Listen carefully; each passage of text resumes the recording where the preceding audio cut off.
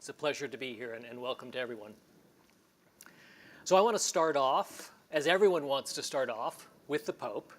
And here's a tweet from the Pope several years ago. Inequality is the root of social evil. Now, I don't think he was representing this as a hypothesis, but as a good social scientist, I want to treat that claim as a hypothesis.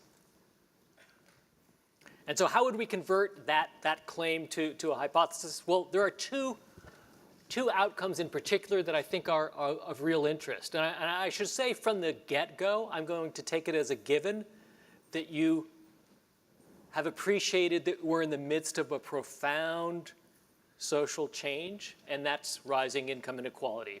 And that the United States, along with other, but not all, late industrial countries, has experienced an unprecedented increase in income inequality.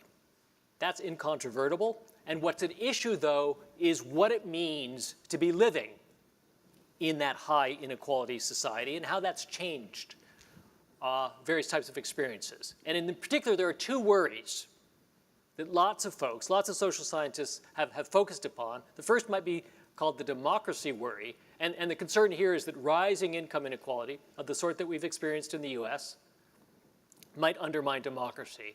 And the worry here is that it might amplify the voice and the leverage of those at the top in ways that are inconsistent with a representative system. The other worry that's the focus of much social science research is the mobility worry. And here the concern is that when you have rising income inequality, it might be increasingly difficult for those who are born into disadvantaged circumstances to actually get ahead and to do well and to have opportunities that others who are born into better circumstances might have.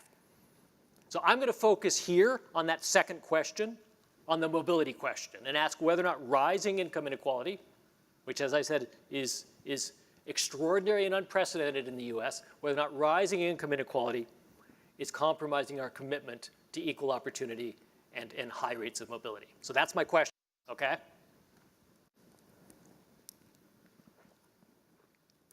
I'm going to take on that question by examining two types of mobility: absolute mobility and relative mobility. And for each of those types, and I'll define them shortly, for each of those types, I'm going to ask whether or not rising income inequality is reducing that type of mobility, okay? So it's a simple agenda. So let me start with absolute mobility. And here I'm going to be drawing on research that I've carried out with Raj Chetty, Maximilian Hell, Nathan Hendren, Robert Manduka, and Jimmy Narang. A pretty big team. And what is absolute mobility? It's very, very relevant to one of the core commitments of the American dream. And one of those commitments, a core commitment, is that each generation should do better than the one preceding it, so that children should have a reasonable chance of expecting that they'll have a higher standard of living than their parents. This is an important part of the American dream, the idea that there will be progress and that generations can expect to do better than the prior ones, okay? And now you might wonder just how important this is in people's assessments of their circumstances. And the claim here, and I think there's lots of evidence for it, is that the standard of living with which you grew up, the one that you experienced, say, in your first 18 years of life, living typically with your parents, that's a very important standard. That's the standard by which you assess how well you're doing as you grow up and enter the labor force and then bring home a paycheck. You're constantly checking to see how you're faring relative to your parents. You go back during holidays. Of course, you're keeping in contact, and that's an important benchmark that means a lot to people and provides one basis for deciding whether or not they're doing okay. And so we might, it would be thought, you might think that we're doing a good job of monitoring whether or not we're delivering on that commitment, on that particular rendition of the American dream. But in fact, there's a real evidence deficit here, and we don't know as much as we should about whether or not we're realizing this particular commitment.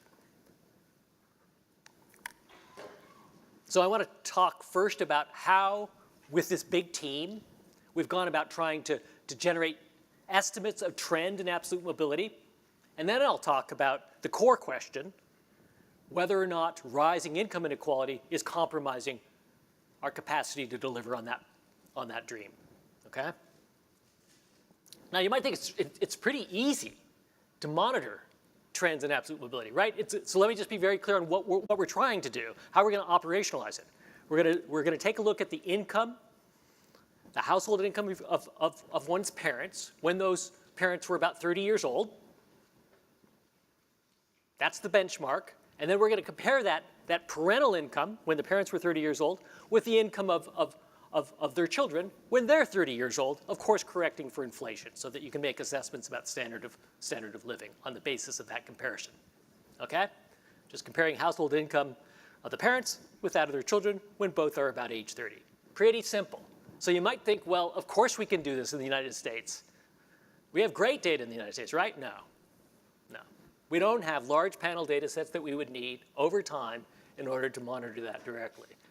So let me tell you how we're going to do it instead.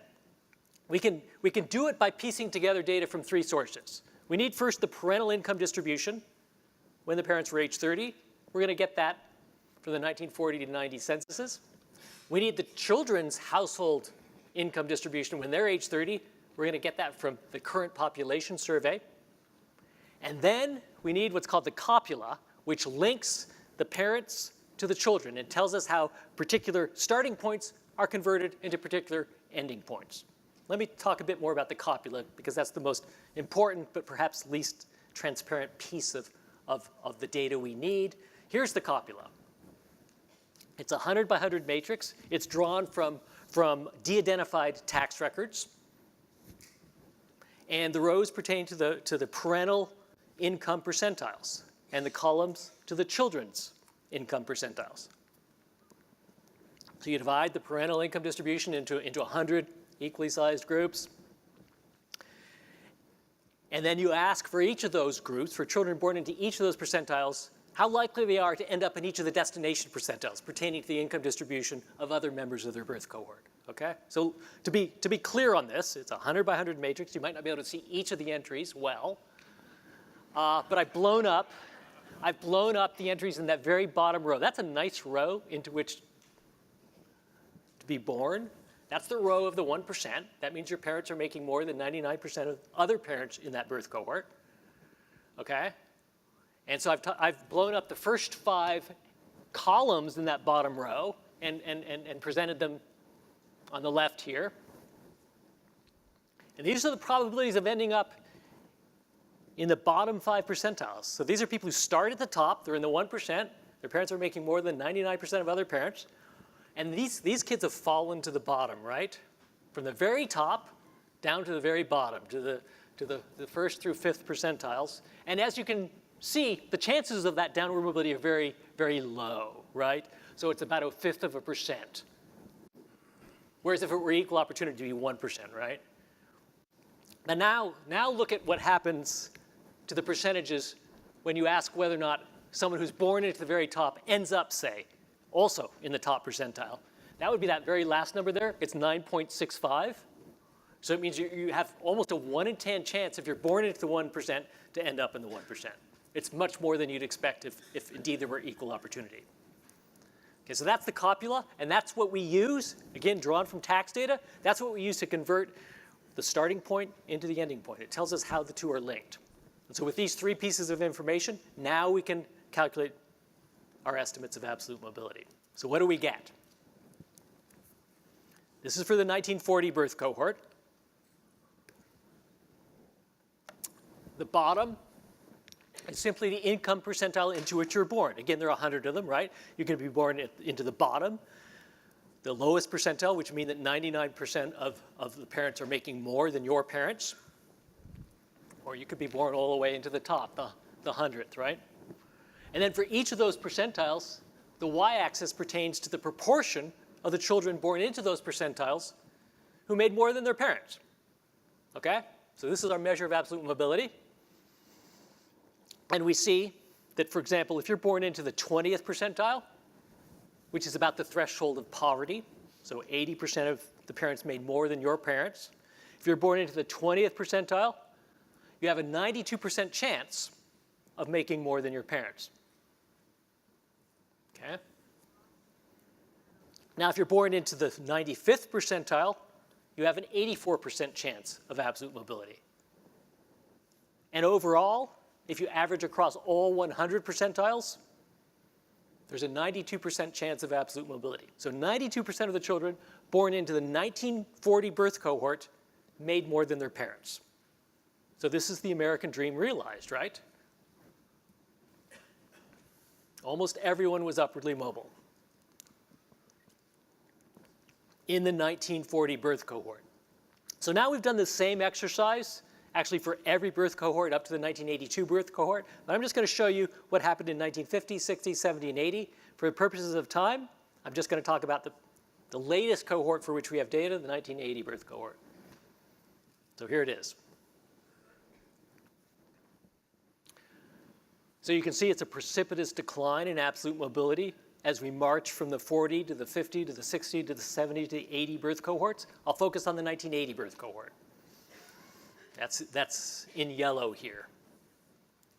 So what if you're born into the 20th percentile? Now you have only a 57% chance of making more than your parents, down from what was 93% chance in the 1940 birth cohort. So over 40 years, it goes from a 93% chance to a 57% chance.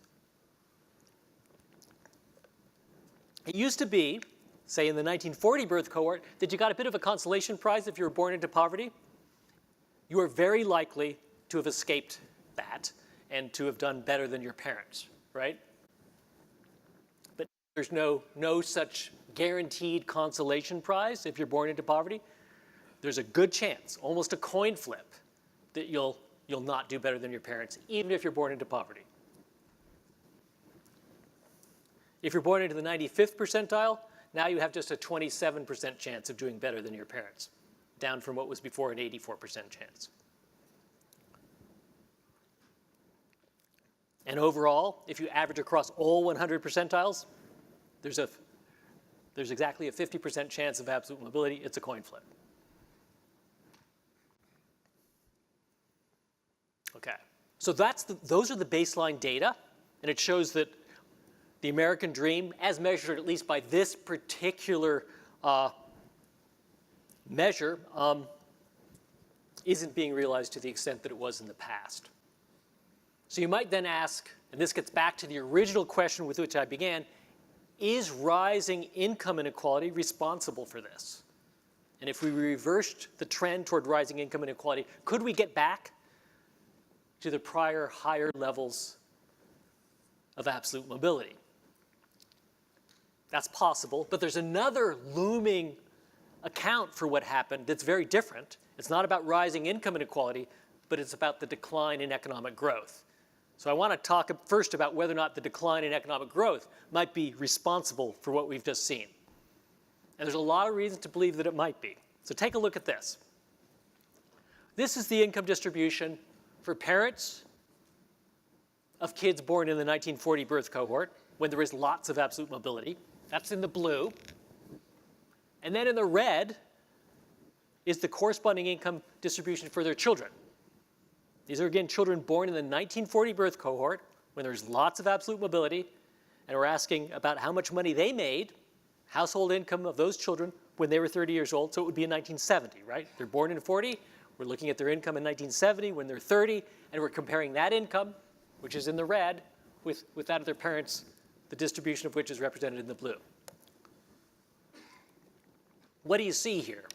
A huge rightward shift, right, in the distribution, comparing children to parents. That's growth, right? That means that the average income for the children is vastly more than that of their parents. Again, when correcting for inflation. This is all in 2014 dollars. What does that mean for absolute mobility? It means that it's really hard not to get it. So let me give you an example. Let's say you're lucky. One of those lucky kids, you're born into the 80th percentile of the parental distribution, right? So there are only 20% of the parents who make more than your parents, right? So you're doing well. You're near the top. But let's say you face rough times for whatever reason, and you fall all the way to the 14th percentile as against other children of the 1940 birth cohort, right? So now most children in that cohort are doing much better than you. 86% of them are doing better than you. You've fallen down to the 14th percentile. But even if you fall that far, being born into the 80th and falling down to the 14th, you know what? You're still making just as much as your parents. Why? Because of growth. So much growth that even if you fall in relative terms, you're going to do as well as your parents. That's what growth can deliver. So it makes you believe, well, okay, maybe the problem here is we just don't have enough growth now, right? It's very plausible. So let's take a look at that more carefully. So here's what we're going to do.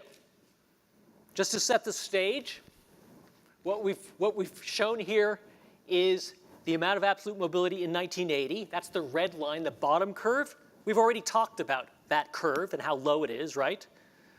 And then also for purposes of just benchmarking, we have the 1940 curve. That's the top one in blue. Much more absolute mobility, right? We've already talked about those two curves. Now we're going to do two counterfactual exercises. The first one says, let's just pretend that the growth, the very high rates of growth that obtained in 1940, when you compare children to parents, which we just discussed, let's pretend that those very high rates also occurred today. So let's create a simulated distribution, income distribution for children in which we give them the growth that prevailed in 1940. Everything else stays the same. They just get more growth. How much absolute mobility would we then see? That's represented by that yellow line. We just changed the amount of growth. We give to the 1980 birth cohort the amount of growth that we observed for the 1940 cohort. So it's an experiment with growth. And what we see is it does increase, of course. It would have to. It increases, of course, the amount of absolute mobility, but it doesn't get us all that close to the line that prevailed in 1940. So the amount of absolute mobility under this experiment, this simulation, is 61.9%. So we increase from 50%, which was what was observed in 1980. We can go up to 61.9% if we give to that 1980 birth cohort the amount of growth that prevailed in 1940. But remember, in 1940, we had 92% absolute mobility. So we don't get all that close to what was observed in 1940. So let's do another experiment. Let's now say, you know, the growth in 1980 will be just as it is, which is much lower than the amount of growth in 1940. But we're going to change something else now. We're going to change how that growth is distributed across the income distribution. We're going to give broadly shared growth. We're going to make that growth just as broadly shared as it was in 1940. So remember, we had a lot less inequality in 1940 than in 1980. We're going to say, though, let's say that the amount of inequality in 1980 is just what it was in 1940. So growth is relatively low, as it was in 1940, but it's distributed more broadly, as it was in 1940. What happens to absolute mobility? It goes way up. It goes to 79.6%. We still don't get all the way back to what we had, but we get a lot closer than if we just ramped up growth to what prevailed in 1940. So what's the upshot? Inequality matters, just what the Pope said. Inequality matters, at least for absolute mobility. Why does it matter? Here's the intuition.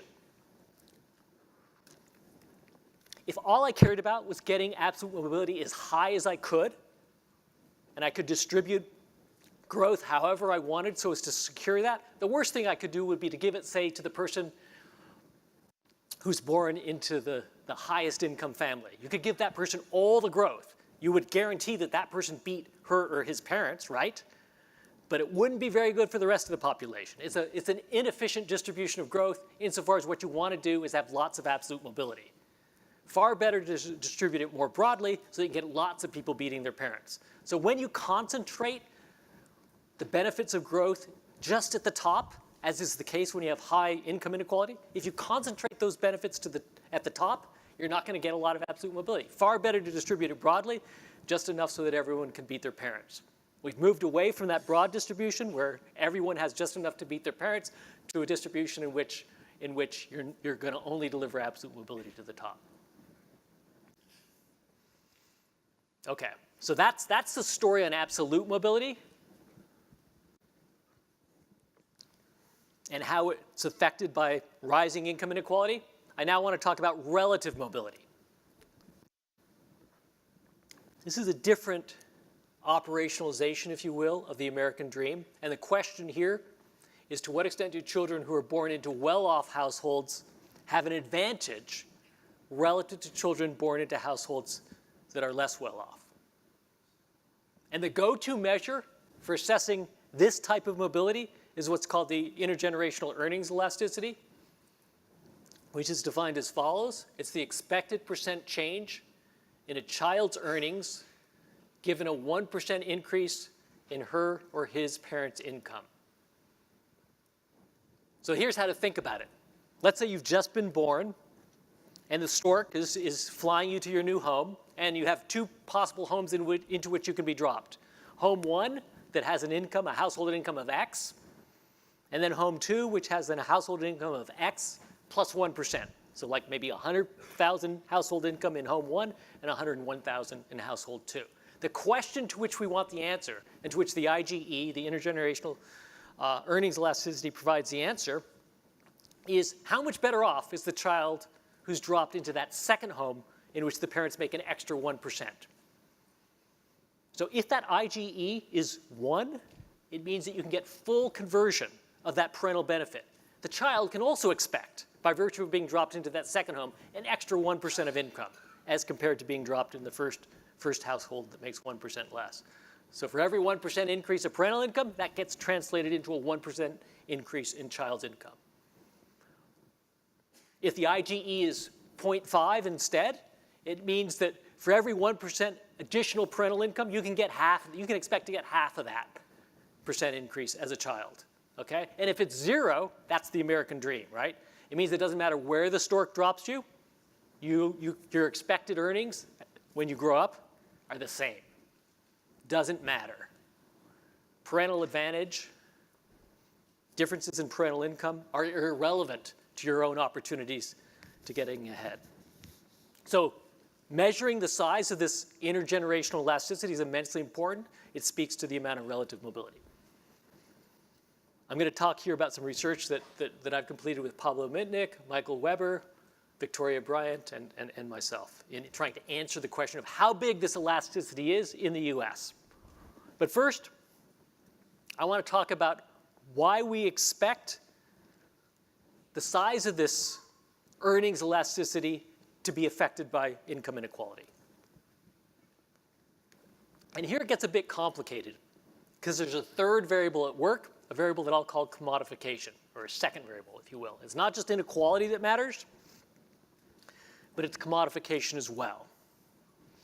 And inequality, I'm going to argue, matters especially when you live in a highly commodified society. That's what turns on the income inequality effect. If there's high commodification, inequality is going to affect the size, the amount of mobility. So what do I mean by commodification? Time to define it. There are basically two ways you can distribute goods, resources, and opportunities.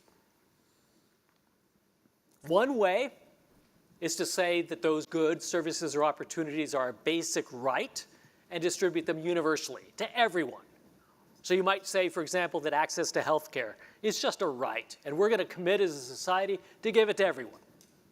That's one way to distribute goods, resources, or opportunities. But the other way, of course, is to say we're going to use the market. We're going to distribute them in accord with people's capacity to buy them, or decisions to buy them. So every society has to decide, basically for every good, service, or opportunity, are we going to put it on the market and let it be allocated by people's capacities and decisions to pay for them, or are we just going to treat them as something that should be universally available to all? So the commodification of opportunity refers to the process by which opportunities are increasingly allocated to those who have money. So we basically put opportunity on the market and said you can buy it. And that's when inequality matters. So let me elaborate this. I know it's still probably not fully clear, so I'm going to keep going.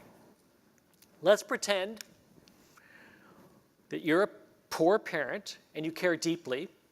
You care deeply about helping your kids get ahead. And let's say that you live in a highly commodified society like the US. And let's talk about the kinds of problems that you're going to face.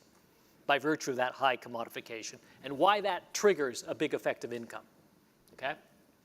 So first off, as that poor parent, you've of course read carefully and closely the social science literature on neighborhoods, a literature that, let's say, my colleague Raj Chetty has contributed to so importantly. And what that literature shows is that neighborhoods matter a lot in getting ahead. And so, as that committed poor parent, I, of course, want to live in a neighborhood that's going to provide those sorts of amenities that give opportunities to my kids. That matters. Getting into the right neighborhood matters a lot. And I'm going to want to do that. But here's the rub. Increasingly, we've priced neighborhoods. We've said you need to put money, in effect, on the table in order to get into the good neighborhoods, in order to get into the neighborhoods that aren't very stressful because of high crime rates, to get into the neighborhoods that provide amenities like high quality public schools, to get into the neighborhoods that have the sorts of social networks that will make it possible for your children to get ahead. Those kind of neighborhoods, once available even to relatively poor kids, are now available principally to people who have the money to buy them for their kids and themselves. So think about Palo Alto. Let's say in 1940, you know those apartments on Alma? Not that nice, really. In 1940, a working class family could get into those apartments, right? And that's like winning the lottery for your kids, because now you have access to those wonderful Palo Alto schools. It was possible. We had a more integrated neighborhood in which one's capacity to buy into the neighborhood didn't matter as much. And that was true across the country. Our neighborhoods were more economically integrated, which is another way of saying that you didn't need to put money on the table in order to get access to the great neighborhoods. Now, of course, if you wanted, as a poor parent, to get into Palo Alto and have access to Palo Alto schools, good luck. Those apartments on Alma are just way out of reach, right? And that's happening all over the country. The rich are living with the rich, the poor are living with the poor, and that means to get access to the neighborhoods that provide opportunity for the kids, money on the table. We've commodified neighborhoods. Okay, so that's problem one. You're going to have difficulty if you're poor getting into the neighborhoods that allow for opportunity for your children. That's problem one. Here's another problem, and these are just examples of what you're facing in this new highly commodified world. Problem two, in the past, it used to be that high quality childcare wasn't delivered on the market, it was produced at home. That was part of the responsibility of the family to deliver that themselves. And so you didn't have to go out into the market if you're poor and buy that for your kids. It would be delivered at home. But increasingly, we've put that on the market. That's fine for people like me. I can afford high-quality childcare for my kids. But if you're poor, it's very difficult now that it's on the market to afford it. And now, of course, if you're a good poor parent, you've read the social science literature on this, literature that's been generated by folks like Nobel Prize winner Jim Heckman that shows that early childhood education, immensely important in terms of providing opportunities and capacities that your children can then take advantage of. But you're hamstrung if you're poor because you don't have the money to buy the high quality early childhood education that provides opportunity for your kids. We put opportunity on the market again, and that's a problem if you're poor. Here's another example, and this is my third and final illustration of commodification. We also know that it helps, if you're poor, to have a second earner who makes a lot of money. Right? Now, in the past, it used to be that there was a bit of sorting. There's more heterogeneous matches in which relatively poor people sometimes married relatively well-off people. And so it would be possible if you were poor to win again the lottery, not the neighborhood lottery, not the child care lottery, but now the marriage lottery, and marry someone who's relatively well-off. But now, increasingly, poor people marry poor people, rich people marry rich people, and it's really hard to have access to that earning stream that will help you raise your kid and provide opportunity for your kid. So we've basically said if you want to have access to lots of money coming from that second earner, well, you got to put money, your own money on the table to get that, right? So it's another type of commodification, now commodification of marriage. So the implication is that opportunity is increasingly on the market and for sale. We've put it on the market. And that means, of course, that money matters. If you put opportunity on the market and said it's for sale, that is, if you want to get into the neighborhoods that provide opportunity, if you want to have the high quality childcare that provides opportunity, if you want to get access to a second earning stream that's big that provides opportunity, you're going to have to put money on the table. Well, then that's a recipe for saying money matters.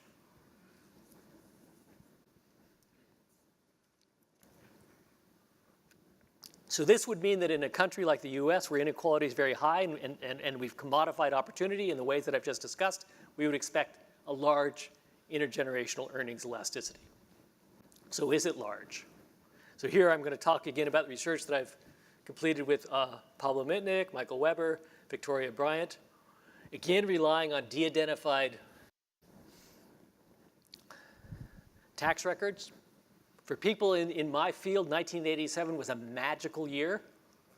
Why was it magical? That was the year in which the IRS said, you know, if you're going to claim a child as a dependent, give us their social security number. Because otherwise, we don't know if you've invented that kid and you're just getting invented that kid for the purposes of, or claimed someone else's kid for the purpose of getting that deduction. So you're going to have to provide the social security number. We'll make sure the kid exists. Now, they did it for their reasons, but what it means is that when you carry out research, you now can identify those kids as they enter the labor market themselves, match their income to that of their parents, and assess the extent to which parental income is affecting the earnings of the children. So that's what we've done. And here's the results. This is the intergenerational elasticity, the earnings elasticity. The x-axis is the parental disposable income, the log of that. So it's going from low to high as you move across that x-axis. And the y-axis is the expected earnings, in this case of men. We've done the same for women. It's a bit different. So I'm not going to go into those complications here.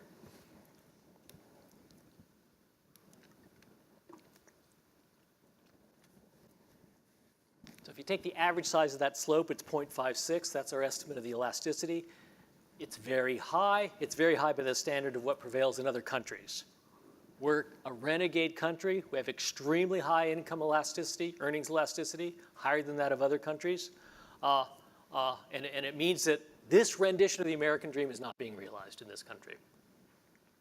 And my claim, and I haven't demonstrated it, but I hope I made it at least plausible to you, is that it's because we combine extremely high inequality with a commitment to commodify opportunity. And so that means money matters. Money matters because you need it in order to buy opportunity for your kids in all the ways that I've discussed. And that's a recipe for a high elasticity. That's a recipe for not delivering on the American dream. So this is the summary on the question of whether or not the Pope was right, whether or not inequality matters, at least with respect to delivering the American dream. And I've suggested it matters in two very troubling ways. If you think about the American dream in terms of absolute mobility, it's very difficult to deliver on that when you have high income inequality because you're giving growth in a very concentrated way to those folks at the top, not distributing it in a way that will deliver absolute mobility widely. So it's very hard to have high rates of absolute mobility when growth is distributed so unequally. And then also, if you have extreme income inequality as we do, and the commodification of opportunity, such that we are saying you need money to buy opportunity for your kids, that's also a potent combination and makes it very hard to realize high rates of relative mobility as well. Because it's a way of saying money matters. Those things that you need to get for your kids in order to provide them opportunity are on the market. You need money to get them. And then, of course, you're going to have a high elasticity as we do. So the Pope is right. So what's to be done? I see it, if you care about the American dream, you have two kind of choices to make. And of course, you could say there are other commitments that trump those of the American dream, and so I'm not going to do anything. But if you think that's an important dream and something that we ought not relinquish, then we have to do one, I would argue, of two things. The first is to address the inequality. So you could basically say, look, the commodification of opportunity, the genie's out of the bottle. That's a done deal. We put it on the market. We love the market in the US, and that's not going to change. But I want the American dream still to happen in the context of the commodification of opportunity. And so I'm going to deliver the money that's needed to poor families so that they can buy opportunity for their kids. So we're going to have to do some redistribution. We say, yeah, money is the way in which we allocate goods, services, and even opportunities. Okay.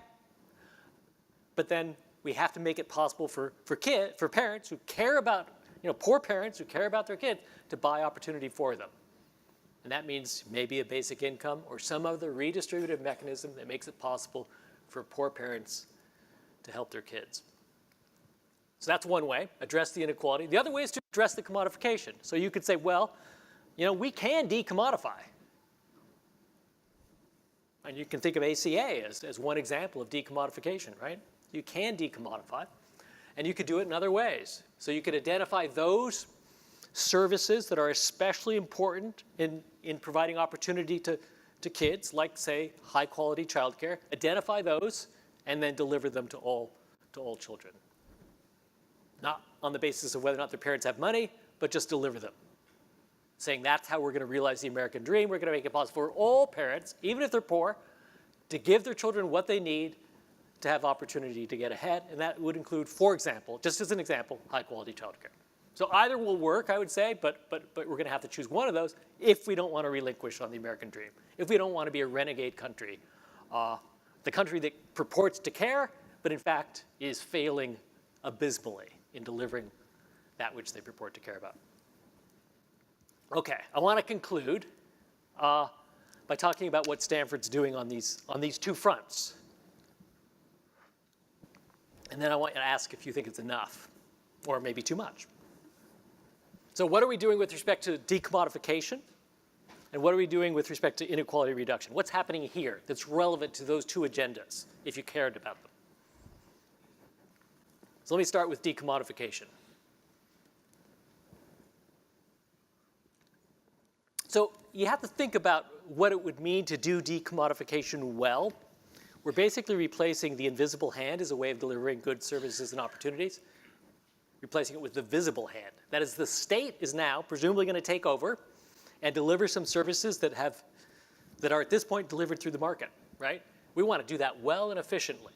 That means we need a visible hand that's doing everything that the invisible hand does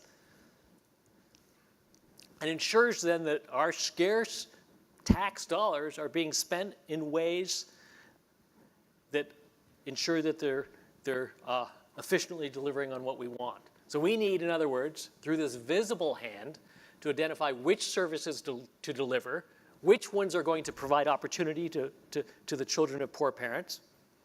We've got to identify which ones will deliver and how to deliver them. As we've got to do this well. We have to do it efficiently.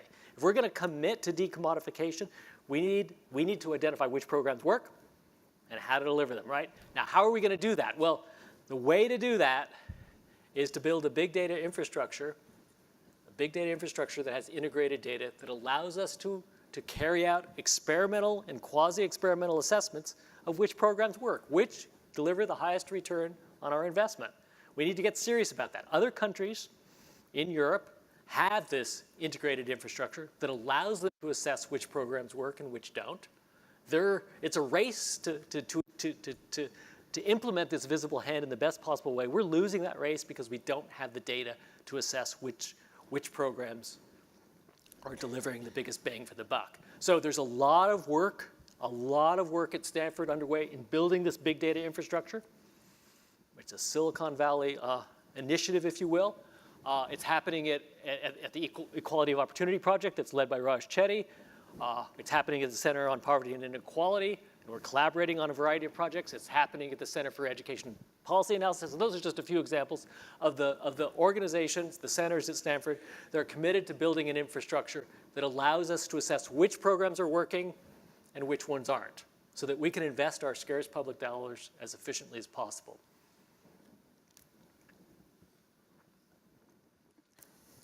So that's the first thing you have to do. You got to build a visible hand that can deliver if you're interested in decommodification and doing it well and efficiently. But it's not just a matter of assessing which programs work and which ones don't. You also want to build new programs, take advantage of new things that we've learned about what can deliver opportunity and reduce poverty. So let me just give you one example. A lot of people, I think, are very reasonably worried about what may happen when, say, for example, the drivers who are working for Lyft or working for Uber, just as an example, are laid off because we're going to switch over to driverless cars and autonomous systems, just as an example, right?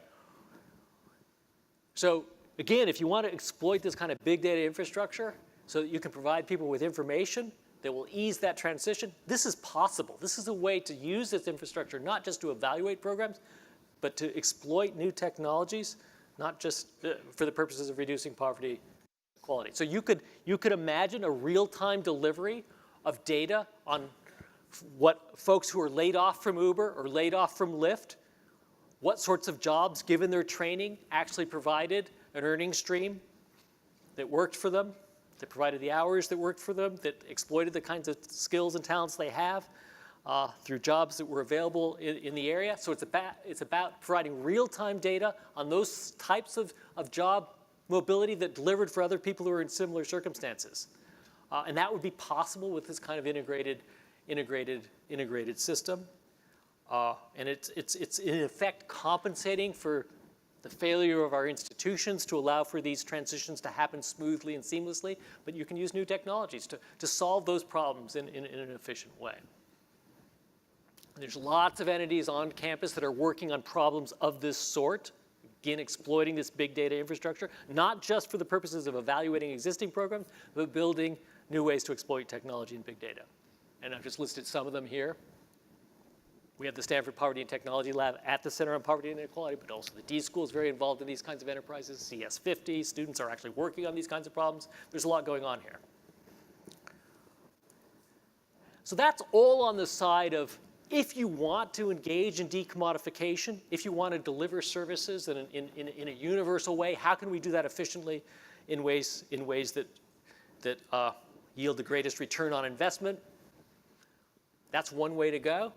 But I emphasize that there are two ways to go. You could also say, okay, decommodification is not very plausible. We should realize that's happening, and instead what we need to do is engage in some amount of redistribution. Arguably the most famous redistributive initiative with which people are now experimenting and thinking about is basic income. It's very popular, at least in the Silicon Valley and in other countries. And there are a variety of organizations at Stanford that are, including the Center on Poverty and Inequality, that's collaborating with Y Combinator Research, that's delivering the biggest basic income experiment ever in the US. It's a $60 million experiment to see how folks who are given a basic income will invest in human capital, maybe get more engaged in volunteering. We want to see how this would play out if we actually did something like this, because that would be a big and bold change, and we want to know what it would do. You wouldn't want to go in blind. You want to go in with a lot of data. But my point here is that if you want to carry out that experiment, and Y Combinator Research is doing just that, you should do it in the context of, again, this administrative infrastructure that allows you to have a control group that doesn't experience the basic income, compare them to a treatment group that does, and then unobtrusively track them with their consent in the administrative infrastructure. See how it affects their employment, see how it affects their earnings, see how it affects their program use, and then be able to understand whether or not this experiment, this big, bold experiment, is going to have the payoff we want. Again, it requires an integrated data infrastructure of the sort that's being set up with the help of folks at Stanford.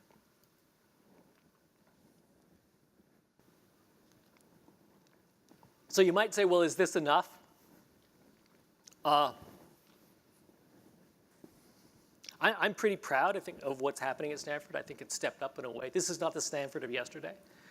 This is a Stanford that's very engaged and is doing, I think, good work. But I think it's reasonable, nonetheless, to ask if it's enough. I mean, this is, I would argue, one of the biggest problems of our time: rising inequality, intransigent poverty, declining opportunity. These are things that cut to the heart of what this country is supposed to be about. A lot of the problems that we see, I think, are consequences of rising inequality. And so it's time maybe to do far more. I think so. I think we should be the home of big and bold experiments beyond those that I've already discussed. If it's not going to happen here at Silicon Valley, I think people across the country are looking to Silicon Valley. See if we're just going to acquiesce to what's happening, or be the place where some bold ideas are being tested and assessed. So here's just one, just to throw out one big, bold idea.